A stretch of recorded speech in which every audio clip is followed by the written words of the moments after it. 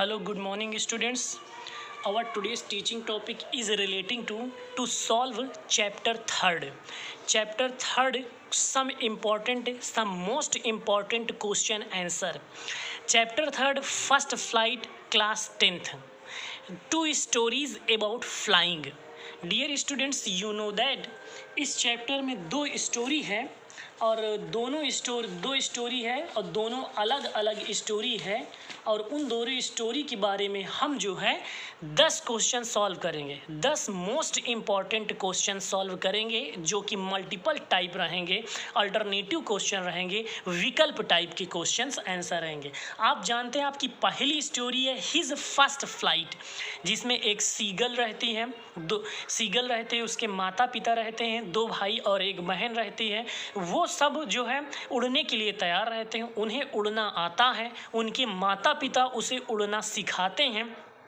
लेकिन जो सीगल है वो उड़ने से बहुत ज़्यादा डरता है, वो उड़ना नहीं जानती है और इसलिए उसे बहुत ज़्यादा प्रॉब्लम होता है। तो किस तरह वो साहस दिखाता है सीगल, किस तरह हिम्मत जुटाता है सीगल और किस तरह लास्ट में उसे सफलता मिली है, इस चैप्टर में इस चीज़ को दिखाया गया है ना। अब आपको स्टोरी याद आ गई होगी, उसी के बेस पर इन क्वेश्चन आंसर्स को देखा जाएगा। और जो दूसरी स्टोरी है द ब्लैक एरोप्लेन में डकोटा की तरफ वो उड़ान भरता है, डकोटा से, ठीक है। और इसमें जो है उसे रास्ते में आकाश में करीब 150 किलोमीटर ऊपर जो है ब्लैक क्लाउड्स ढेर सारे आ जाता है, रूट बहुत ज़्यादा ख़राब हो जाता है। लेकिन कोई ऐसा एरोप्लेन आता है, उसे ऐसा लगता है कोई उसका मित्र जो उसे रास्ता दिखाता है और फिर सकुशल वो नीचे उतर आता है। लेकिन जब नीचे वो हवाई अड्डे पे पता करता है इंक्वायरी में, तो वहाँ पता चलता है कि उस दिन सिर्फ उसी का एरोप्लेन की उड़ान भरी थी, यानी कोई दूसरा एरोप्लेन था ही नहीं, तो उसे रास्ता कौन दिखाएगा ना। ये भी एक प्रश्न बना हुआ रहता है कि उसे रास्ता कौन दिखाता है।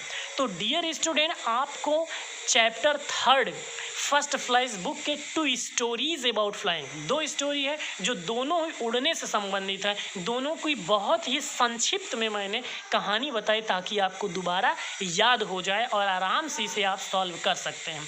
तो आइए बिना समय गंवाए हम अपना पहला क्वेश्चन पढ़ते हैं।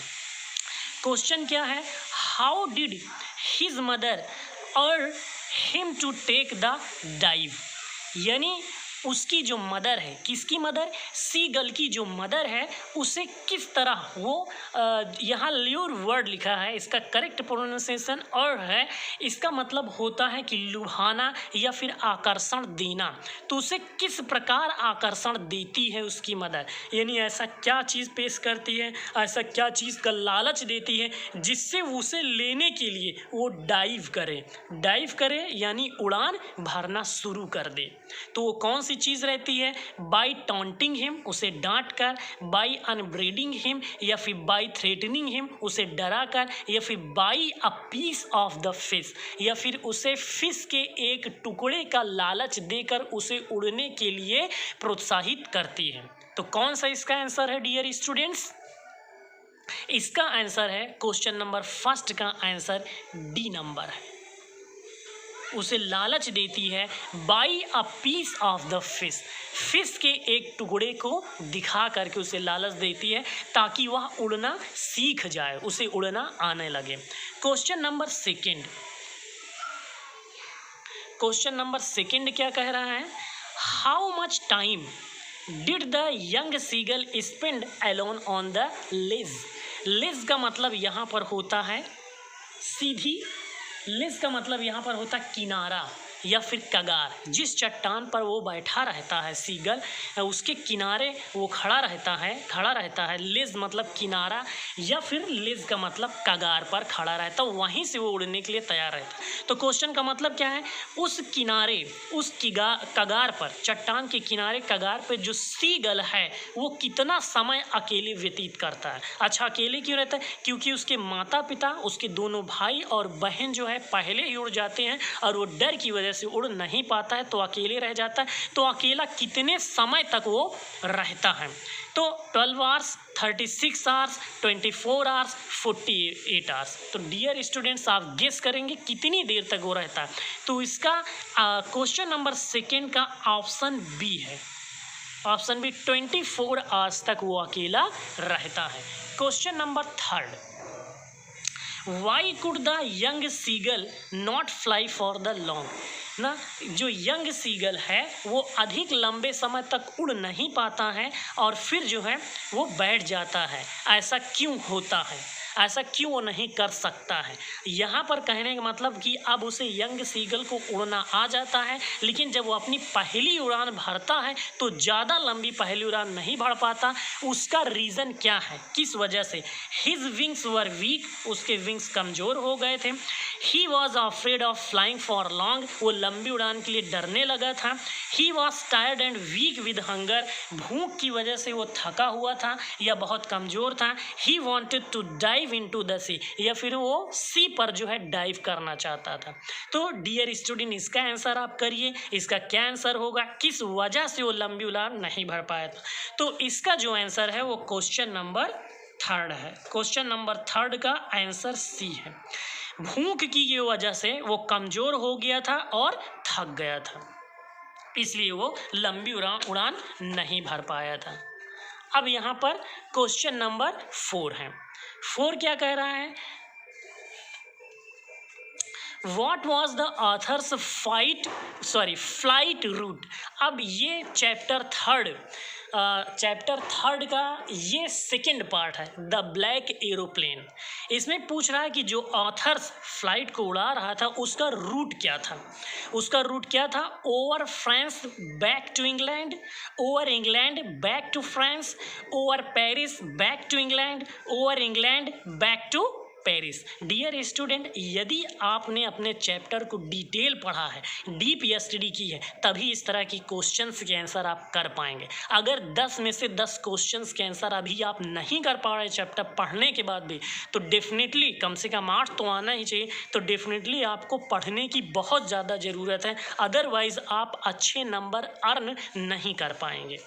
तो इसका रूट क्या था? ऑथर्स का जो रूट था वो क्या था? ऑथर्स का जो रूट था वो था over France back to England. यानी क्वेश्चन नंबर 4 का आंसर जो है वो फर्स्ट था, ए नंबर था, over France back to England. Now we will discuss the question number 5। What's the question number? Question number 5 is, what instruction did the author receive on radio when he contacted Paris control for the first time? आइए meaning जानते हैं। What instruction did the author receive? Author ने किस तरह के instruction को receive किया था, क्या रिसीव किया था? ऑन रेडियो पर। When he contacted, जब वह कॉन्टैक्ट कर रहा था Paris control room for the first time, तो उसे क्या इंस्ट्रक्शन मिले थे? यानी फर्स्ट टाइम जो पेरिस कंट्रोल रूम पे उसने कांटेक्ट किया था, तो वहाँ से उसे किस तरह के इंस्ट्रक्शन मिले? टू टर्न 12 डिग्रीज नॉर्थ, मुड़ने के लिए, टू टर्न 12 डिग्रीज ईस्ट, या फिर to turn 12 degrees south, to turn 12 degrees west. बहुत ही डीप स्टडी की ज़रूरत है ऐसे क्वेश्चंस के आंसर सॉल्व करने के लिए। अगर आपकी हैबिट बन जाती है, आप सॉल्व कर लेते हैं, तो डेफिनेटली आप अच्छे आंसर्स एग्जाम में लिख पाएंगे। तो इसका जो आंसर है क्वेश्चन नंबर 5 का आंसर डी है। आंसर डी है, to turn 12 degrees waste.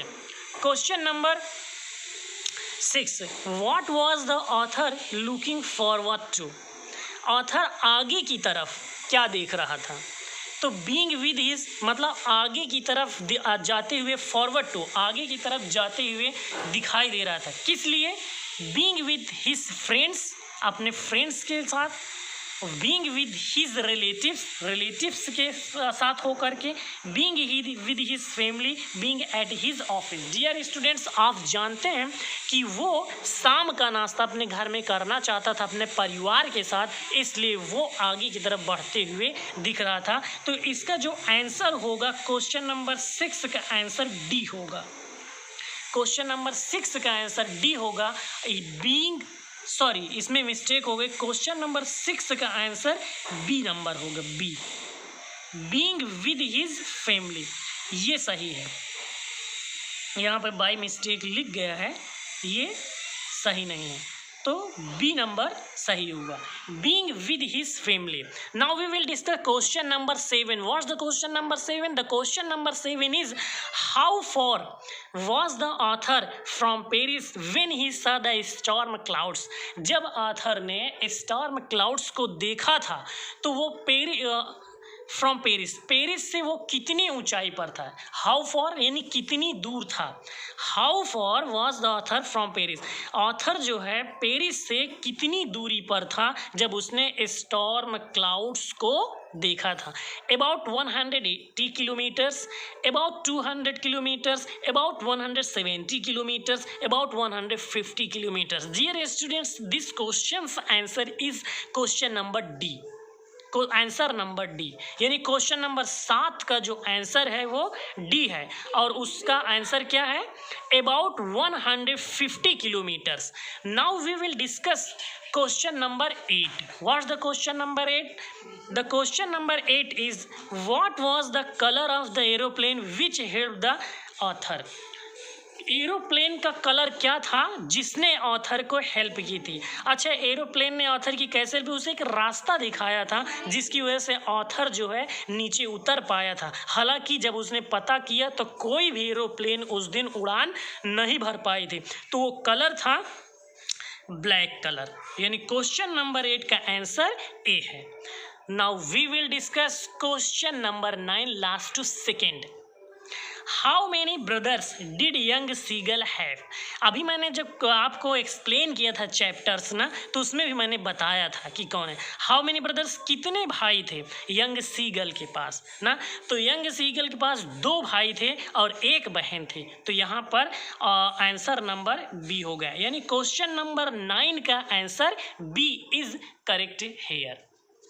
Now we will discuss question number 10, and this one the last question. What happened to a disparate? अच्छा, disparate का यहाँ पर मतलब होता है disappoint यानी निराश।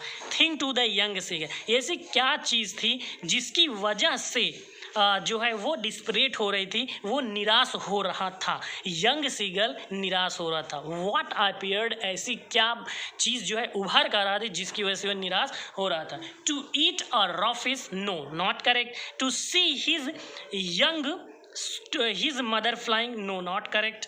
To see his father flying, not correct. Jump from the cliff, question number 10 का आंसर डी है, जंप फ्रॉम द क्लिफ। अब क्लिफ का क्या मतलब होता है? क्लिफ का मतलब होता है खड़ी चट्टान या सीधी चट्टान। उस खड़ी या सीधी चट्टान से जंप करने में वो बहुत निराश हो रहा था। तो डियर स्टूडेंट्स, क्वेश्चन नंबर 1 का आंसर डी है, by a piece of the fish. Question number 2 का आंसर बी है, 24 आवर्स। क्वेश्चन नंबर 3 का आंसर सी है, he was tired and weak with hunger. Question number 4 का आंसर ए है, over France back to England. Question number 5 का answer D है, to turn 12 degrees west. Question number 6 का answer B है, being with his family. ठीक है। Question number 7 का answer D है, अबाउट 150 किलोमीटर्स। क्वेश्चन नंबर 8 का आंसर ए है, ब्लैक। क्वेश्चन नंबर 9 का आंसर बी है, 2 ब्रदर्स। क्वेश्चन नंबर 10 का आंसर डी है, जंप फ्रॉम द क्लिफ ना। उम्मीद है कि आप सभी को ये मोस्ट इम्पॉर्टेंट ऑब्जेक्टिव क्वेश्चंस ज़रूर समझ में आए होंगे, जिसका सलूशन दिया गया है। ये सब बहुत इंपॉर्टेंट जो आपको एग्ज़ाम में ज़रूर हेल्प करेंगे।